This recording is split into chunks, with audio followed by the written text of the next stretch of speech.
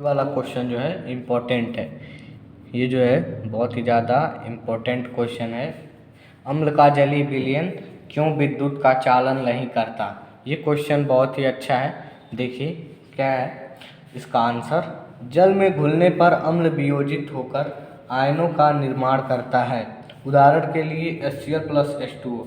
Cl जो है minus में टूट जाता है और H3O प्लस में टूट जाता है। ठीक है, इसलिए जो है जल में घुलने पर अम्ल क्या है जलीय विलयन विद्युत का चालन नहीं करता। अम्ल का जो है जलीय विलयन इसीलिए जो है विद्युत का चालन नहीं करता, क्योंकि जल में घुलने पर अम्ल वियोजित होकर आयनों का निर्माण कर देता है। उदाहरण के लिए ये लिख देंगे उसके नीचे ये आयन विद्युत के चालन के लिए उत्तरदायी होते हैं। ठीक है, अब आगे हम लोग देखेंगे। बहुत ही ज़्यादा इम्पोर्टेंट क्वेश्चन है। बहुत ही ज़्यादा ये इम्पोर्टेंट क्वेश्चन है। क्या है, जब लोहे के कील को कॉपर सल्फेट के विलयन में डुबोया जाता है तो विलयन का रंग क्यों बदल जाता है। कॉपर सल्फेट के अगर विलयन में हम लोग लोहे की कील को डुबाते हैं तो विलयन का रंग क्यों बदल जाता है। ठीक है, तो देखिए जब लोहे की कील को कॉपर सल्फेट के विलयन में डुबोया जाता है तो लोहा कॉपर को आगे देखेंगे। लोहा कॉपर को कॉपर सल्फेट के विलयन से विस्थापित कर देता है। लोहा जो है कॉपर को कॉपर सल्फेट के विलयन से विस्थापित कर देता है, यानी कॉपर सल्फेट पूरा है विलयन और उसमें से एक कॉपर को विस्थापित कर देता है लोहा। ठीक, विस्थापित कर देता है और आयरन सल्फेट बनाता है। यहाँ पर कॉपर सल्फेट है, कॉपर को हटा दिया और आयरन यानी लोहा जो है खुद जुड़ गया, तो यह क्या बना देगा, आयरन सल्फेट बनाता है। क्योंकि आयरन कॉपर से अधिक अभिक्रियाशील होता है, इसलिए उसे विस्थापित कर देता है कॉपर सल्फेट के विलयन से कॉपर को। लोहा क्या होता है, यानी कि आयरन अधिक क्रियाशील होता है। अब बहुत ही ज़्यादा इम्पोर्टेंट क्वेश्चन जो है ये आ चुका है। फैराडे के विद्युत चुंबकीय प्रेरण संबंधी नियम के लिए प्रयोग लिखिए, संबंधी नियम लिखिए और प्रयोग भी कीजिए, ऐसा पूछ सकता है। और फैराडे के विद्युत चुंबकीय प्रेरण संबंधी नियम लिखिए, ये भी पूछ सकता है। तो ये बहुत ही ज़्यादा इम्पोर्टेंट है। इसको बहुत डबल टिक कर लीजिए, ट्रिपल टिक कर लीजिए, बहुत ही ज़्यादा इम्पोर्टेंट है क्वेश्चन। इसको हम लोग देखेंगे क्या है, इसका आंसर देखते हैं। फैराडे के विद्युत चुंबकीय प्रेरण संबंधी दो नियम निम्नवत हैं। फैराडे के क्या, विद्युत चुंबकीय प्रेरण संबंधित दो नियम हैं। तो उसमें से हम प्रथम नियम देखेंगे। देखिए, जब किसी बंद कुंडली में से होकर जाने वाली चुंबकीय क्षेत्र रेखाओं में परिवर्तन होता है तो उस कुंडली में प्रेरित विद्युत वाहक बल उत्पन्न होता है, जो कि उस समय तक रहता है जब तक चुंबकीय फ्लक्स में परिवर्तित होता रहता है। यानी जब तक चुंबकीय फ्लक्स में परिवर्तन होता रहता है वो विद्युत वाहक बल तभी तक वहाँ पर रहता है। अब द्वितीय नियम इनका क्या कहता है ये देखते हैं। फर्स्ट नियम तो हो गया, अब द्वितीय नियम इनका देखते हैं फैराडे का। किसी कुंडली में उत्पन्न प्रेरित विद्युत वाहक बल, किसी कुंडली में उत्पन्न प्रेरित विद्युत वाहक बल का परिमाण कुंडली से होकर जाने वाली बल रेखाओं की संख्या के परिवर्तन के दर के अनुक्रमानुपाती होती है। यदि किसी कुंडली से गुजरने वाले चुंबकीय फ्लक्स का मान φ1 व बहुत कम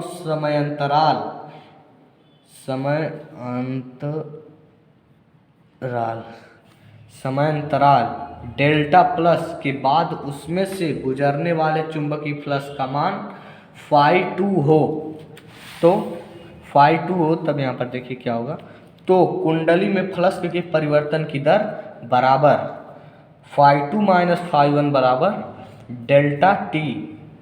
क्या होगा, ये टी है, प्लस मत समझिएगा इसको, हमने प्लस इसको पढ़ दिया पीछे। तो कुंडली में फ्लक्स में परिवर्तन की दर बराबर φ2 माइनस φ1 बटे डेल्टा टी। अतः प्रेरित विद्युत वाहक बल ई क्या होगा, ई जो होगा अनुक्रमानुपाती होगा φ2 माइनस φ1 बटे में डेल्टा टी के, अथवा ई इक्वल टू, यहाँ पर जो है ये प्रोपोर्शन का चिन्ह हटेगा तो यहाँ पर एक नियतांक किया जाएगा और ये हो जाएगा φ2 माइनस φ1 बटे में डेल्टा टी। ये टी है, ये जो है हमारा पूरा सूत्र हो जाएगा। इनके सेकंड नियम के द्वारा। अब इनका एक प्रयोग देखते हैं, प्रयोग लिखने के लिए भी आता है तो क्योंकि ये दीर्घ उत्तरी प्रश्न है इसमें ज़्यादा नंबर मिलता है, ठीक है। तो देखिए सबसे पहले लिखेंगे क्या प्रयोग में इनके, लिखेंगे पृथक्कृत तारों की एक कुंडली बनाकर, चित्र के अनुसार यहाँ पर नहीं लिखेंगे, हमने इसे काट दिया क्योंकि चित्र जब बनाने के लिए बोलेगा तभी बनाइएगा, ठीक। चित्र अभी बनाने के लिए नहीं बोला है, बहुत कम बोलता है चित्र बनाने के लिए। तो आगे हम लोग देखते हैं, पृथक्कृत तारों की एक कुंडली बनाकर एक परिपथ तैयार करते हैं। पृथक्कृत तारों क्या होता है, कुंडली बनाकर एक परिपथ तैयार कर लेते हैं। जब हम एक क्षण चुंबक के उत्तरी ध्रुवजन को कुंडली की ओर लाते हैं तो धारा मापी में एक विक्षेप आता है। धारा मापी में यह विक्षेप कुंडली में उत्पन्न प्रेरित विद्युत वाहक बल के कारण होता है।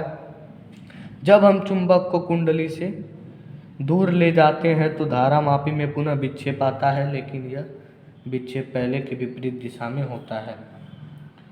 इसी प्रकार जब हम क्षण चुंबक के दक्षिणी ध्रुवयस को कुंडली के पास लाते हैं, आगे देखिए, इसी प्रकार जब हम क्षण चुंबक के दक्षिणी ध्रुवयस को कुंडली के पास लाते हैं या दूर ले जाते हैं तो प्रत्येक दशा में विक्षेप पहले वाले विक्षेप से विपरीत दिशा में होता है, ठीक। ये जो है बहुत ही ज़्यादा इम्पोर्टेंट क्वेश्चन था, इसको आप लोग बहुत ही अच्छे से तैयार कर लेंगे, बड़ा क्वेश्चन है, अच्छा नंबर मिलता है। और अब हम लोग देखेंगे उत्सर्जन एवं उत्सर्जित तंत्र। ये पूछ सकता है उत्सर्जन का परिभाषा दीजिए और उत्सर्जित तंत्र को जो है बताइए, ठीक। तो हम लोग लिखेंगे इसके आंसर में, देखिए क्या लिखेंगे। पहले लिखेंगे हम लोग उत्सर्जन तंत्र हेडिंग, फिर उसके बाद लिखेंगे शरीर में उपापचयी। एक चीज़ ध्यान रखिएगा, जो ये उत्सर्जन तंत्र हमने हेडिंग डाला है, आपको भी बोर्ड में इसी प्रकार हेडिंग डालना है ताकि उनको पता चल सके कि किस चीज़ का जो है यहाँ पर हेडिंग या परिभाषा आप लोग लिख रहे हैं। तो लिखेंगे शरीर में उपापचयी क्रियाओं के पश्चात बने हानिकारक एवं नाइट्रोजन युक्त पदार्थों को शरीर से बाहर निकालने की क्रिया उत्सर्जन कहलाती है और इनको करने वाले अंग को उत्सर्जी अंग कहते हैं और इनको करने वाले तंत्र को उत्सर्जन तंत्र कहते हैं, ठीक। ये उत्सर्जन तंत्र की जो है परिभाषा हो गई।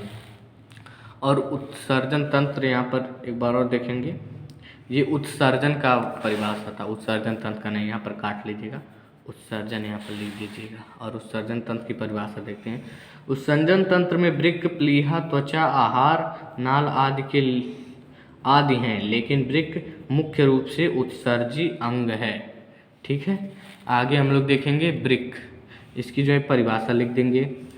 यह उदर गुहा के पृष्ठ एवं कशेरुकी दंड के पश्च में होता है, यानी पश्च मतलब पीछे में होता है। इसकी लंबाई 10 सेंटीमीटर तथा चौड़ाई 6 सेंटीमीटर और मोटाई 2.5 सेंटीमीटर होती है। पुरुषों में इसका वजन लगभग 125 से 170 ग्राम तक होता है और मादा में इसका वजन 115 से 125 ग्राम तक होता है। इसमें बायां वृक्क दाएं वृक्क की अपेक्षा थोड़ा नीचे होता है। प्रत्येक वृक्क सेम के बीच के जैसा होता है। इसकी बाहरी सतह उत्तल एवं अंदर की सतह अवतल होती है। अंदर की सतह अवतल होती है। इसके अवतल सतह को हाइलम कहते हैं।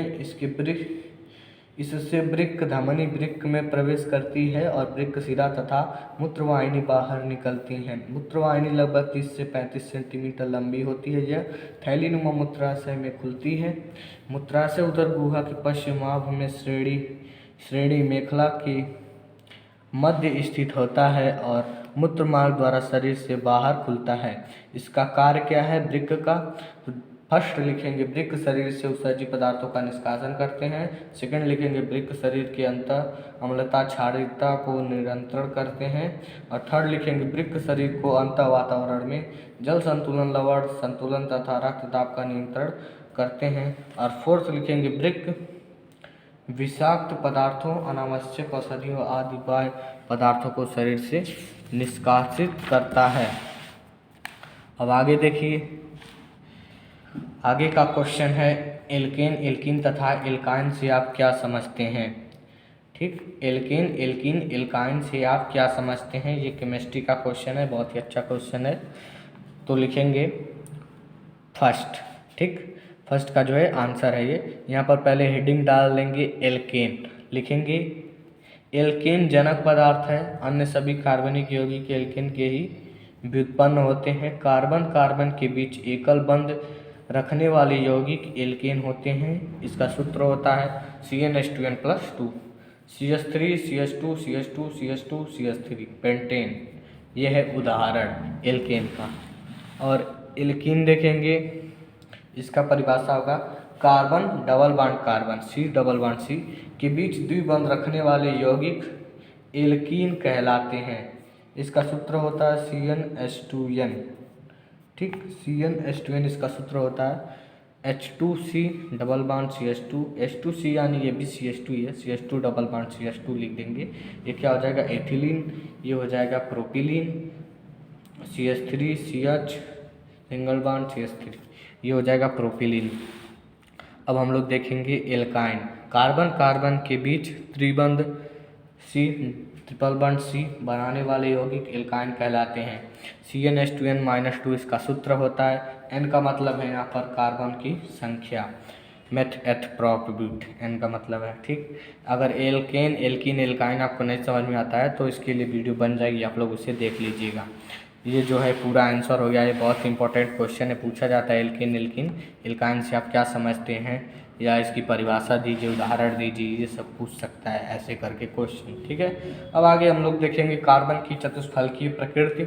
सर्वप्रथम ये चतुष्फलकीय प्रकृति बहुत बार पूछा गया है, कार्बन क्यों जो है चतुष्फलकीय प्रकृति बनाता है, तो ये बहुत ही ज़्यादा इम्पोर्टेंट क्वेश्चन है। इसको जो है आप लोग रट लीजिएगा या याद कर लीजिएगा, समझ लीजिएगा, जो मन में आए कर लीजिएगा, लेकिन इसको ही याद करना है, ठीक।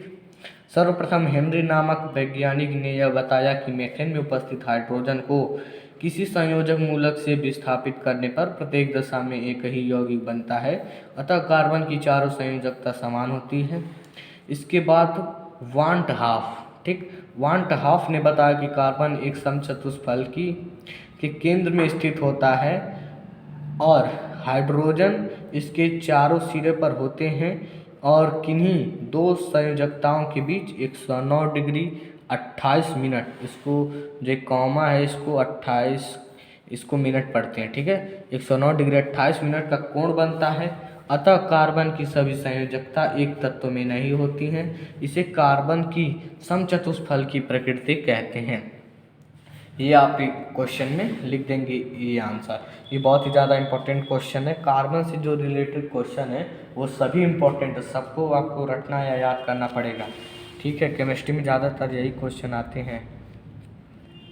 अब देखिए अगला क्वेश्चन जो कि इम्पोर्टेंट तो है ही, उसके साथ आपको याद भी करना होगा अच्छे से, ठीक है। देखिए क्वेश्चन देखिए, एथिल अल्कोहल के ऑक्सीकरण से एथेनॉइक अम्ल बनाने की विधि बताइए। एथिल अल्कोहल के ऑक्सीकरण से एथेनॉइक अम्ल बनाने की विधि लिखिए। तो लिखेंगे एसिटिक अम्ल बनाने की प्रयोगशाला विधि, हेडिंग लिखेंगे, ठीक। और लिखेंगे एथिल अल्कोहल का पोटेशियम डाइक्रोमेट से तथा सल्फ्यूरिक अम्ल से ऑक्सीकरण करके एसिटिक अम्ल प्राप्त होता है। इसका सूत्र जो है यहाँ पर देखिए C2H5OH, इसको क्या कराएंगे potassium chromate, K2Cr2O7 plus H2O oxygen की उपस्थिति में कराएंगे तो ये बना लेगा CH3CH प्लस CH3CHO, ठीक है। और इसके नीचे इनका नाम लिख देंगे आप लोग। अब देखिए इसकी रासायनिक अभिक्रिया, कुछ रासायनिक इसकी नहीं रहे, दूसरी जो है दूसरे कुछ पदार्थों की है रासायनिक अभिक्रियाएं हैं, वो जो है पेपर में पूछता है कि सोडियम एसीटेट हाइड्रोजन बनता है क्या, सोडियम कार्बोनेट एस्टरीकरण की अभिक्रिया लिखिए, ऐसा अभिक्रिया जो है पूछ सकता है। तो ये जो कुछ रासायनिक अभिक्रियाएं हैं हमने लिखे हैं, तो यहाँ पर देखिए पूछ सकता है सोडियम की रासायनिक अभिक्रिया लिखिए, तो आप ये अभिक्रिया लिखेंगे यह सोडियम से क्रिया करके सोडियम एसीटेट तथा हाइड्रोजन बनाता है। CH3COOH जो है किससे, सोडियम से, ये जो CH3COOH मिला है हम लोगों को ये जो है सोडियम से अभिक्रिया करके क्या बनाता है, सोडियम एसीटेट तथा हाइड्रोजन बनाता है CH3COO Na+H2। अब आगे हम लोग देखेंगे सोडियम कार्बोनेट। सोडियम कार्बोनेट को जो है इससे अभिक्रिया कराएंगे CH3COOH से, तो क्या बनाएगा ये Na2CO3, यानी कि ये क्या है सोडियम कार्बोनेट। तो इसको अभिक्रिया कराने पर बनता है CH3COO Na और प्लस में बनता है CO2 प्लस में H2O। और जब इसका CH3COOH का एस्टरीकरण करेंगे, CH3COOH का एस्टरीकरण करेंगे तब क्या बनेगा देखिए, जब सांद्र H2SO4 के साथ एसिटिक अम्ल तथा एथिल एल्कोहल की अभिक्रिया कराते हैं तो एस्टर और जल बनता है। इस अभिक्रिया को एस्टरीकरण कहते हैं। देखिए क्या है CH3COOH प्लस C2H5OH, इसकी अभिक्रिया कराएंगे तो बनेगा क्या एस्टर। एस्टर का क्या होगा सूत्र CH3COOC2H2 और प्लस में H2 बनेगा और ये जो होगा ये हमारा एस्टर प्राप्त हो जाएगा। और इसके बाद हम लोग सोडा लाइम अभिक्रिया देखेंगे। पेपर में पूछेगा सोडा लाइम अभिक्रिया लिखिए, तो क्या लिखेंगे CH3COOH, इसको जो है NaOH प्लस CaO तीर के ऊपर लिख देंगे, यानी कि CH3COOH को इस अभिक्रिया जो है विलयन में डालेंगे, वो भी हीट की उपस्थिति में। ये डेल्टा बना हुआ है, इसका मतलब होता है हीट, ठीक है, ऐसे बना लेंगे ठीक। फिर उसके बाद यहाँ पर लिखेंगे CH3COO Na, यानी कि ये CH3COOH NaOH प्लस CaO से अभिक्रिया करके हीट की उपस्थिति में बनाएगा CH3COO Na, और फिर CH3COO Na को NaOH प्लस CaO से अभिक्रिया कराएंगे तो ये बना लेगा CH4Na2CO3। उसके बाद बहुत ही ज़्यादा इम्पोर्टेंट अभिक्रिया आता है निर्जलीकरण अभिक्रिया। कहेगा कि निर्जलीय अभिक्रियकरण अभिक्रिया क्या है, इसके बारे में बताइए। तो आप क्या लिखेंगे फास्फोरस पेंटॉक्साइड से क्रिया कराने पर एसिटिक अम्ल के एक जल अणु बाहर निकलता है तथा एनहाइड्राइड बनता है। इस प्रकार की अभिक्रिया निर्जलीकरण अभिक्रिया कहलाती है। जैसे CH3COOH को P2O5 ऑक्सीजन की उपस्थिति में अभिक्रिया कराएंगे तो बना लेगा CH3CO2 का होल ट्वाइस और O प्लस में H2O, ये बना लेगा। उसके बाद हम लोग देखेंगे 4th नंबर एथिल एल्कोहल बनाने की विधि। पेपर में आपसे पूछ सकता है एथिल एल्कोहल बनाने की विधि लिखिए, ये इंपॉर्टेंट क्वेश्चन है। तो आप उसमें क्या लिखेंगे देखिए, सबसे पहले यहाँ पर देखिए क्या दिया हुआ है C2H5NH2, इसको HNO2 से जो है अभिक्रिया कराएंगे तो ये बन जाएगा C2H5OH और प्लस में N2 प्लस H2O, ये N2 इधर आ जाएगा और H2O अलग अलग जो है टूट जाएगा और C2H5OH और प्लस में N2 प्लस H2O हो जाएगा। फिर उसके बाद अभिक्रिया C2H5HSO4 प्लस C2H5OH, यानी यहाँ पर जो हमें प्राप्त हुआ है इसको C2H5HSO4 से अभिक्रिया कराएंगे तो क्या मिलेगा C2H5 सिंगल बॉन्ड O, फिर सिंगल बॉन्ड C2H5 4H2SO4, यहाँ पर H2SO4 है, ठीक है। C2H5 single bond O single bond C2H5 4H2SO4 हम लोगों का जो बन जाएगा। अब आगे की अभिक्रिया हम लोग देखेंगे। फिर उसके बाद C2H5OH प्लस 4 आयोडीन I2 यानी आयोडाइड प्लस 6NaOH, तो ये अभिक्रिया करके बना देगा CHI3 plus 5NaI plus HCOONA plus 5H2O, ठीक है। अभिक्रिया करके क्या बना देगा HCOONA प्लस 5H2O।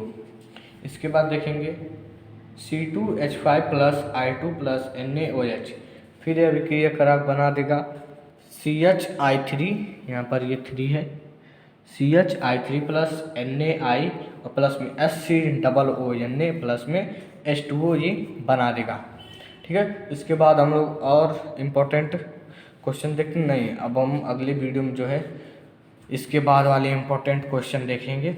तब तक के लिए धन्यवाद, मिलते हैं नेक्स्ट वीडियो में। वीडियो को लाइक कर दीजिए और चैनल को जो है सब्सक्राइब कर दीजिए, ठीक है। मिलते हैं नेक्स्ट वीडियो में, धन्यवाद। सब्सक्राइब करिए, हमारे चैनल से आप जुड़े रहेंगे।